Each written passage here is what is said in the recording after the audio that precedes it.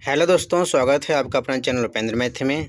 आज हम लेकर आए हैं फिजिक्स का एक नया न्यूमेरिकल जो कि आपका त्वरण और गति के समीकरण से जो भी प्रश्न पूछे गए हैं 2018 से अब तक रेलवे में, हम सभी प्रश्नों को कवर करने वाले हैं। और यह आपके आने वाले रेलवे के सभी एग्जाम, जैसे आपका एलपी टेक्नीशियन हो गया, ग्रुप डी हो गया, एनटीपीसी हो गया, आरआरबी जेई हो गया, आपका आरपीएफ कांस्टेबल हो गया, सभी के लिए महत्वपूर्ण है। क्योंकि आपको पता है कि रेलवे में न्यूमेरिकल बहुत ज़्यादा पूछे जाते हैं। तो आपको अगर साइंस में अच्छा स्कोर करना है तो आपको थ्योरी और न्यूमेरिकल दोनों अच्छे से करके जाना है। इससे पहले यदि आप हमारे चैनल पर नए हैं तो चैनल को सब्सक्राइब कर लें, बेल आइकन को प्रेस कर लें ताकि हमारे द्वारा डाले गए वीडियो की अपडेट आपको मिलती रहे। और यदि आप किसी भी एग्जाम की तैयारी करते हो और जीके की तैयारी करना चाहते हो तो हमारे चैनल से जुड़ के हमारे चैनल के प्लेलिस्ट में जाएँ। वहाँ से आप हिस्ट्री, पॉलिटी, ज्योग्राफी के प्रीवियस ईयर क्वेश्चन को कंप्लीट कर सकते हैं।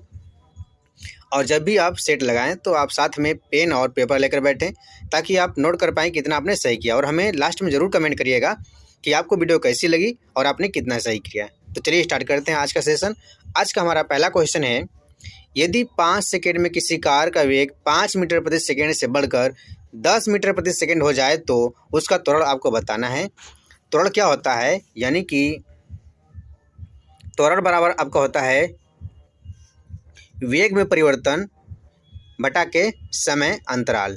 ठीक है, वेग परिवर्तन की दर को हम क्या कहते हैं, त्वरण कहते हैं। वेग परिवर्तन की दर को त्वरण कहते हैं। यानी कि वेग क्या था, ये बराबर 5 मीटर प्रति सेकेंड से 10 मीटर प्रति सेकेंड हो गया। यानी कि 10 - 5 बटा के 5, अब कितना आ जाएगा, 5 बटा के 5, यानी कि 1 मीटर प्रति वर्ग सेकेंड हो जाएगा इसका उत्तर। यानी कि ऑप्शन डी सही उत्तर हो जाएगा। त्वरण का मात्रक मीटर प्रति सेकेंड स्क्वायर होता है, इसे भी याद रखिएगा। और त्वरण एक सदिश राशि है, इसे भी याद रखिएगा क्योंकि इसका सदिश राशि और इसका मात्रक पूछा जाता है। प्रश्न है आपका, M1 किलोग्राम द्रव्यमान वाले एक लकड़ी के तख्ते पर 5 न्यूटन का बल लगाने पर यह 10 मीटर प्रति सेकेंड स्क्वायर के त्वरण से आगे बढ़ता है। M2 किलोग्राम द्रव्यमान वाला एक अन्य तख्ता है जिस पर समान बल लगाया जाता है और 20 मीटर प्रति सेकेंड स्क्वायर त्वरण उत्पन्न होता है। यदि इन दोनों तत्वों को फिर एक साथ बांध दिया जाए तो आपको त्वरण बताना है। सबसे पहले हम M1 M2 का मान निकाल लेते हैं। यह बराबर होता है M × A। यह का मान 5 न्यूटन, M का मान आपको निकालना है। M1 × A दिया है आपका 10 मीटर प्रति सेकेंड स्क्वायर। तो M1 बराबर आपको हो जाएगा 5 बटा के 10, यानी कि 0.5 kg हो जाएगा। ठीक उसी प्रकार से हम M2 निकालेंगे तो M2 बराबर हो जाएगा हमारा 5 बटा के 20, यानी कि आपका हो जाएगा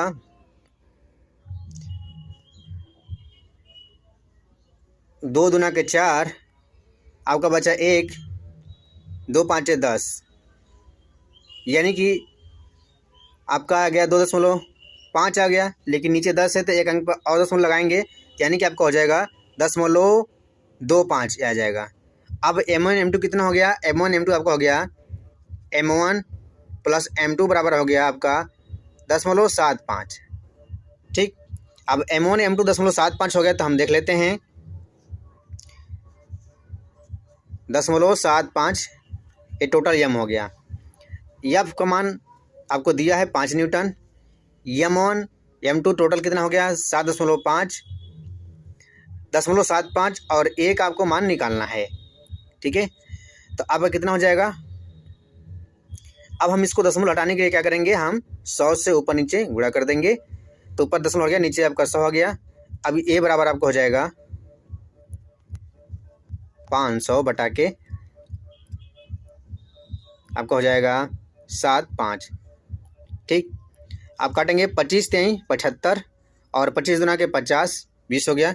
यानी कि 3 × 6 = 18, 6.67 आपका उत्तर आ जाएगा। ठीक है, मीटर प्रति सेकेंड स्क्वायर, यानी कि ऑप्शन ए इसका सही उत्तर हो जाएगा। आशा करता हूँ क्वेश्चन आपको समझ में आ गया होगा। अब चलते हैं अगले प्रश्न की ओर। अगला प्रश्न है आपका, 21 न्यूटन के एक बल को 3 किलोग्राम वाली एक वस्तु पर लगाया जाता है तो आपको त्वरण बताना है। यह बराबर आपका होता है MA। यह का मान दिया है 21 न्यूटन और M का मान 3 और A का मान निकालना है। तो 3 × 7 = 21, यानी कि 7 मीटर प्रति सेकेंड स्क्वायर इसका उत्तर हो जाएगा। ऑप्शन सी सही उत्तर हो जाएगा। अगला प्रश्न है आपका, 10 किलोग्राम द्रव्यमान की किसी वस्तु पर 20 न्यूटन का बल लगाया जाता है तो आपको त्वरण बताना है। फार्मूला वही F बराबर एम ए। F का मान आपका 20 न्यूटन, यम का मान आपको दिया है कितना 10 किलोग्राम, और ए आपको निकालना है, यानी आपका आ जाएगा 2 मीटर प्रति सेकेंड स्क्वायर। ऑप्शन डी सही उत्तर हो जाएगा। अगला प्रश्न है आपका 150 kg द्रव्यमान की एक वस्तु है और 5 सेकेंड में 6 मीटर प्रति सेकेंड से 16 मीटर प्रति सेकेंड की वेग से त्वरित होती है, तो उसका त्वरण बताना है। त्वरण क्या होता है आपका, यानी कि ए बराबर आपका होता है वेग परिवर्तन की दर होता है। वेग में परिवर्तन कितना होगा आपका 6 से 16 हो गया, 6 से 16 हो गया, यानी कि 16 माइनस 6 बटा में 5, यानी कि आपका आ जाएगा 10 बटा के 5, 5 दूना के 10, यानी कि 2 मीटर प्रति सेकेंड स्क्वायर। यहाँ पे आपका द्रव्यमान से कोई मतलब नहीं है, क्योंकि हमें वेग में परिवर्तन दिया है और वेग में परिवर्तन की दर को ही हम त्वरण कहते हैं। ठीक है, तो यहाँ पे द्रव्यमान से मतलब नहीं है, ये आपको याद रखने की ज़रूरत है। अगला प्रश्न है आपका एक कार का वेग 5 सेकेंड में 18 किलोमीटर प्रति घंटा से 36 किलोमीटर प्रति घंटा तक एक समान रूप से बढ़ता है, तो त्वरण आपको बताना है। याद रखिएगा 18 किलोमीटर प्रति घंटा यह 5 मीटर प्रति सेकेंड के बराबर होता है। ठीक है, यानी कि 5 मीटर प्रति सेकेंड बराबर 18 किलोमीटर घंटा के बराबर होता है। ये आपको याद रखने की ज़रूरत है, क्योंकि हर जगह आपको निकालने में समय लगेगा। अगर आप याद रखेंगे तो थोड़ा ही टाइम में आपका काम हो जाएगा। त्वरण निकालने के लिए क्या होता है, ए बराबर आपका वेग में परिवर्तन यानी कि v2 minus v1 upon T. तो आपका कितना हो गया, इसमें परिवर्तन कितना होगा 18 36 हो गया, यानी कि 18 किलोमीटर प्रति घंटा का परिवर्तन हुआ, 18 किलोमीटर प्रति घंटा का परिवर्तन हुआ, लेकिन हम उसे मीटर प्रति सेकंड में बदलेंगे तो वह 5 मीटर प्रति सेकंड आ जाएगा। कितना आ जाएगा 5 मीटर प्रति सेकंड, यानी कि ए बराबर आपका हो जाएगा 5 बटा के 5, यानी कि आपका 1 मीटर प्रति सेकंड स्क्वायर हो जाएगा। तो कौन सा इसका उत्तर होगा, ऑप्शन बी इसका सही उत्तर हो जाएगा। ठीक, हम देख लेते हैं कैसे हमने 18 को 5 मीटर प्रति सेकंड बदला। जैसे कि आपका 18 किलोमीटर प्रति घंटा है, किलोमीटर को मीटर बदलेंगे तो क्या करेंगे, हम 1000 से भाग देंगे, और जब हम घंटा को सेकंड बदलेंगे तो कितना हो जाएगा 3600 आ जाएगा। ठीक, तो कितना आ गया, 2 जीरो से 2 जीरो कट गया, 18 दूना के 36 हो गया, 2 5 10 आ गया ना 5 मीटर प्रति सेकंड। तो इसीलिए हमने डायरेक्ट बताया था कि 18 किलोमीटर घंटा बराबर 5 मीटर प्रति सेकंड, इसको याद रखिएगा। अगला प्रश्न है आपका 30 किलोग्राम द्रव्यमान के एक लोहे के गोले को उसका व्यास 10.5 किलो द्रव्यमान के एल्युमिनियम के गोले के व्यास के बराबर है, यानी कि दोनों का व्यास बराबर है। ठीक है, यानी कि इतना बड़ा 2 पिंड है और इसका जो द्रव्यमान है आपका 30 kg है और इसका द्रव्यमान जो आपका 10.5 kg है। क्या कहा गया है कि दोनों गोलों को एक साथ खड़ी चट्टान से गिरा जाता है, यानी ऊपर से दोनों गोलों को साथ में गिरा गया है। भूमि से 10 मीटर की दूरी पर उसका आपको क्या समान रहेगा, संवेग समान रहेगा, त्वरण समान रहेगा, गति ऊर्जा समान रहेगी या स्थिति ऊर्जा समान रहेगी। याद रखिएगा जब 10 मीटर की दूरी पर हो तो उसका चाहे 10 मीटर की दूरी पर हो, चाहे 20 मीटर की दूरी पर हो, चाहे कहीं भी हो, उसका क्या होगा त्वरण समान रहेगा, क्योंकि आपका ए बराबर जो होता है capital G M E upon R E square, यानी कि यह कैपिटल जी सार्वत्रिक गुरुत्वाकर्षण नियतांक है, एम ई पृथ्वी का द्रव्यमान है और आर ए पृथ्वी का त्रिज्या है। यानी कि जो त्वरण है वह पिंड के द्रव्यमान पर निर्भर नहीं करता है, चाहे वह कितना ही वजन का हो, उससे कोई फर्क नहीं पड़ेगा, त्वरण क्या लगेगा एक समान लगेगा। यही कारण है कि यदि निर्वात में 2 अलग अलग द्रव्यमान की वस्तु को गिराया जाए फिर भी वह जमीन पे एक साथ पहुंचेंगे। क्या होगा कि जब उसका प्रतिरोध क्या हो, नगण्य हो, घर्षण प्रतिरोध न हो, तो वह भूमि पर चाहे आपका लोहा गिराएं या फिर आप कागज़ गिराएं, दोनों एक साथ पहुंचेंगे भूमि पर। ठीक है, यानी कि इस प्रश्न का उत्तर ऑप्शन बी सही उत्तर हो जाएगा, याद रखिएगा। अगला प्रश्न है आपका त्वरण की बीमा ही पूछ लेता है, तो हम बता देते हैं त्वरण की बीमा क्या होता है। आपका त्वरण क्या होता है, त्वरण बराबर वेग में परिवर्तन बटा के समय अंतराल। ठीक है, वेग में परिवर्तन बटा के समय होता है। तो वेग बराबर क्या होता है, वेग का मात्रा क्या होता है मीटर प्रति सेकेंड और समय का मात्रा 20 सेकेंड। क्या हो जाएगा, मीटर का जो हम बीमी रूप में लिखेंगे तो उसे हम यल से प्रदर्शित करते हैं और सेकेंड को टी से। तो सेकेंड जब ऊपर जाएगा तो हो जाएगा t-2, यानी कि L-T-2 कहाँ पे है? L-T-2 ऑप्शन ए में है। याद रखिएगा ऑप्शन ए इसका सही उत्तर हो जाएगा। ठीक है, यम जीरो का मतलब कुछ नहीं। किसी भी संख्या के पावर जीरो का मतलब क्या होता है? एक होता है, कुछ नहीं होता है। ठीक है, और एक का मल्टीप्लाई किसी में करेंगे तो उतना ही आएगा, उसके मान में कोई परिवर्तन नहीं होगा। अगला प्रश्न देख लेते हैं। स्थिर अवस्था से आरंभ करने पर सुनील की कार 10 सेकंड में 20 मीटर प्रति सेकंड के वेग प्राप्त कर लेती है, तो कार का आपको त्वरण ज्ञात करना है। ठीक है, तो स्थिर अवस्था से तो त्वरण क्या हो जाएगा? पहले वो जीरो थी, अब कितना हो गया? 20 मीटर प्रति सेकंड हो गया, यानी कि 20 मीटर प्रति सेकंड माइनस 0/10 सेकंड में कितना गया? 20/10, यानी कि 2 मीटर प्रति सेकंड स्क्वायर उसका त्वरण हो जाएगा। ऑप्शन बी सही उत्तर हो जाएगा। ठीक है, यदि आपको वीडियो पसंद आ रहा है तो ज़रूर लाइक कीजिए और कमेंट जरूर हमें कीजिएगा और अपने दोस्तों तक पहुंचाइए ताकि वो भी इस वीडियो का लाभ ले सके। देखिए, यदि आप रेलवे की तैयारी करते हो और भविष्य में आप ग्रुप डी एग्जाम देना चाहते हैं, एनटीपीसी देना चाहते हैं, आरआरबी जेई देना चाहते हैं, आप एएलपी टेक्नीशियन का एग्जाम देना चाहते हैं, तो मान लीजिए कि आपके एग्जाम में न्यूमेरिकल प्रश्न पूछे जाएंगे और यदि आप किए रहेंगे तो आप अच्छे से करके आएंगे। ठीक है, तो आप हमारे साथ बने रहें और अपनी तैयारी को अपने मंजिल तक पहुँचाएँ। चलिए चलते हैं अगले क्वेश्चन की ओर।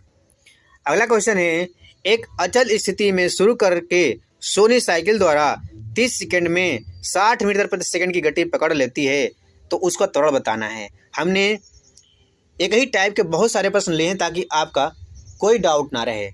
ठीक है, तो हम निकाल लेते हैं। ए बराबर आपका हो जाएगा, वेग पहले 0 था, अब कितना हो गया? 60 मीटर प्रति सेकंड। अचल स्थिति मतलब कि चल नहीं रहा है, वह रुका हुआ है। इसका मतलब पहले 0 था, अब 60 मीटर प्रति सेकंड हो गया, यानी कि 60 मीटर प्रति सेकंड माइनस 0/30। समय कितना लगा? 30 सेकंड। मतलब कि 0 से 60 मीटर प्रति सेकंड होने में कितना समय लगा? 30 सेकंड। त्वरण क्या होता है कि 1 सेकंड में कितना उसका वेग परिवर्तन हुआ। अब हम निकाल लेते हैं 60/30, यानी कि आपका 2 मीटर प्रति सेकंड स्क्वायर इसका त्वरण हो जाएगा। ऑप्शन बी सही उत्तर हो जाएगा। अब हम अगला प्रश्न देख लेते हैं। स्थिर अवस्था से शुरू होने के बाद एक नाव एक सीधी रेखा में नियत दर से 3 मीटर प्रति सेकंड स्क्वायर त्वरण से 8 सेकंड तक गति करती है। इस दौरान नाव द्वारा तय की दूरी आपको निकालना है। देखिए, अब हम कहाँ पे आ गए? अब हम गति के समीकरण पे आ गए। तो इस प्रकार से भी प्रश्न पूछे जाते हैं और इसमें अच्छे अच्छे प्रश्न पूछे गए हैं, हम सबको बताएंगे। ठीक है, तो देख लेते हैं। स्थिर अवस्था से फार्मूला क्या आता है? v = u + at। ठीक, हमें अंतिम वेग दिया है और हमारा प्रारंभिक वेग 0 है, तो 3 बराबर आपका हो जाएगा, और हमें दूरी बताना है तो ये फार्मूला नहीं लगाएंगे। फार्मूला हमारा क्या हो जाएगा? यस बराबर ut + हाफ at²। u का मान आपका 0 है। ठीक है, u का मान क्या है? 0 है, तो आपका t ये 0 हो जाएगा, यानी कि मतलब कि 0 × t ये 0 हो जाएगा। ठीक है, प्लस आपका 1/2, a का मान है 3 और t का मान है 8²। तो यस बराबर आपका हो जाएगा 1/2 × 3 × 64। 64 को हम 2 से काटेंगे, आपका आ जाएगा 32। 32 यहाँ आपका हो जाएगा 96, यानी कि आपका ऑप्शन सी सही उत्तर हो जाएगा।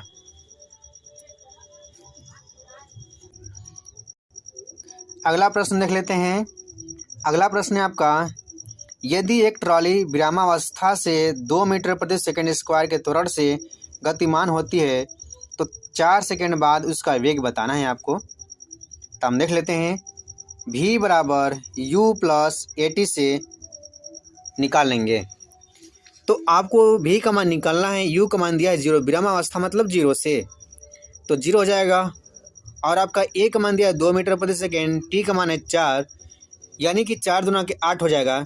तो 8 मीटर प्रति सेकेंड स्क्वायर इसका, सॉरी स्क्वायर नहीं होगा क्योंकि वेग बताना है ना, तो वेग का मात्रक होता है मीटर प्रति सेकेंड। तो 2 मीटर 4 दूना के 8, यानी कि 8 मीटर प्रति सेकेंड हो जाएगा। इसका उत्तर ऑप्शन ए सही उत्तर हो जाएगा। ठीक है, क्योंकि वेग पूछा है और वेग का मात्रक मीटर प्रति सेकंड होता है, तो 4 दूना के 8 मीटर प्रति सेकंड इसका मान आ जाएगा, याद रखिएगा।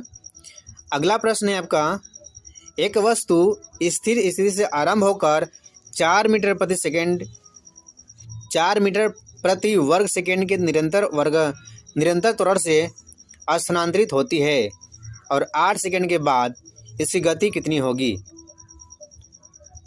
वही फार्मूला लगाएंगे हम, v बराबर u प्लस AT लगाएंगे। हमें v निकालना है, अंतिम वेग निकालना है। प्रारंभिक वेग हमारा 0 दिया है क्योंकि स्थिर स्थिति से चल रही है और उसका त्वरण कितना है, 4 मीटर प्रति सेकंड है, 4 मीटर प्रति सेकंड स्क्वायर है और जो समय है आपका 8 सेकंड है। तो 8 चौका कितना हो जाएगा, 32। तो v का मान कितना हो गया, 32 मीटर प्रति सेकंड, यानी कि ऑप्शन सी इसका सही उत्तर हो जाएगा।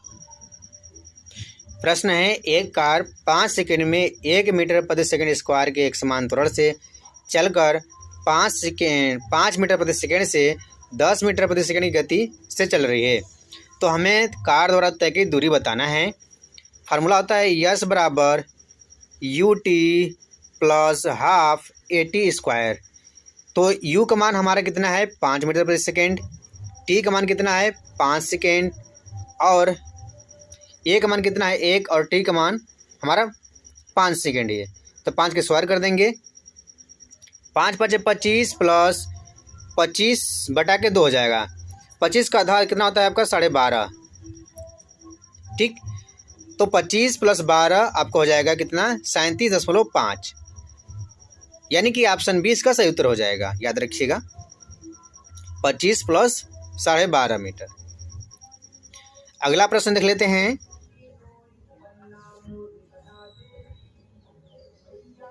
प्रश्न है, यदि एक कार अपनी प्रारंभिक स्थिति से 20 सेकेंड में 144 किलोमीटर प्रति घंटा की गति तक समान रूप से त्वरित होती है तो यह कितनी दूरी तय करेगी, हमें बताना है। तो सबसे पहले हम त्वरण निकाल लेंगे। जो गति दिया है आपका 144 किलोमीटर प्रति घंटा दिया है, हमें मीटर प्रति सेकंड बदलना है। तो हमने बताया था 18 किलोमीटर प्रति घंटा बराबर कितना होता है आपका, 5 मीटर प्रति सेकंड के। ठीक, तो 18 वाट है 144, तो 5 वाट है 40, यानी कि 40 मीटर प्रति सेकंड हो जाएगा। अब हम त्वरण निकालेंगे तो a बराबर हो जाएगा हमारा अंतिम वेग 40, प्रारंभिक वेग 0 बटा के 20, यानी कि हमारा त्वरण जाएगा 20 दूना के 40, 2 मीटर प्रति सेकंड स्क्वायर आ जाएगा। अब हम फार्मूला लगाएंगे v स्क्वायर बराबर u स्क्वायर प्लस 2as। ठीक, तो v स्क्वायर का मान कितना है हमारा, 40 का स्क्वायर कर देंगे, बराबर हमारा हो जाएगा u का मान 0 है तो 0 हो जाएगा, प्लस 2 गुणे a का मान है 2 और यस निकालना है। तो कितना आ गया, हम इसको देख लेते हैं। हमारा हो गया 40 का स्क्वायर बराबर 2 गुणे 2 इंटू यस। तो यहाँ पे हो जाएगा 4 चौका 16, यानी 1600 बटा के 4 आ जाएगा, क्योंकि 2 दूना के 4 नीचे आ जाएगा। तो 4 चौका 16, यानी कि आपका जाएगा 400 मीटर। तो इस प्रश्न का उत्तर ऑप्शन ए सही हो जाएगा। ठीक है, आशा करता हूँ कि यह क्वेश्चन आपको समझ में आ गया होगा। अब हम अगला प्रश्न देख लेते हैं। एक वस्तु अपनी स्थिर अवस्था से चलना आरंभ करता है और वह 2 सेकंड में 5 मीटर प्रति सेकंड की गति प्राप्त कर लेता है, तो त्वरण आपको बताना है।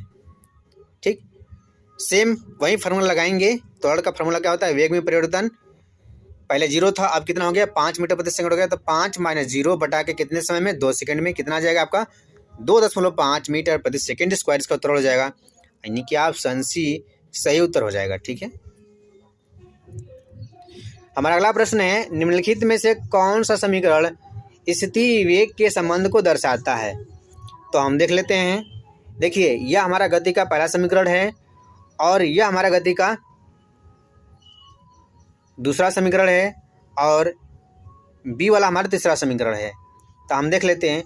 हमें सबसे पहले क्या करना है, यदि हम संबंध बताना है तो हमें क्या करना है, प्रारंभिक वेग और उसके त्वरण को काट देना है। ठीक है, तो प्रारंभिक वेग और त्वरण को हमने काट दिया, तो क्या बताया, और वेग और समय के बीच में संबंध बताया। ठीक, हमें क्या बताना है, स्थिति और वेग के बीच में। हम अगला देख लेते हैं। प्रारंभिक वेग और हमने त्वरण काट दिया, तो क्या बचा, वेग और स्थिति के बीच में समय बचा, यानी कि गति का दूसरा समीकरण जो है, गति का जो तीसरा समीकरण है वह स्थिति और वेग के बीच में संबंध बताता है, यानी कि इस प्रश्न का ऑप्शन बी सही उत्तर हो जाएगा। ठीक है, और हम ऑप्शन सी देख लेते हैं। हमने प्रारंभिक वेग और हमने त्वरण को काटा, तो यह स्थिति और समय के बीच में संबंध बताएगा। ठीक है, तो इस टाइप के प्रश्न आपके एग्जाम में पूछे जाते हैं, तो इसे आप जरूर याद रखिएगा। ठीक है, तो आशा करता हूँ कि आपके क्वेश्चन समझ में आगे होंगे। तो आज के लिए इतना ही। यदि आपको वीडियो पसंद आया तो वीडियो को लाइक, शेयर और चैनल को सब्सक्राइब जरूर करिएगा। तो आज के लिए धन्यवाद।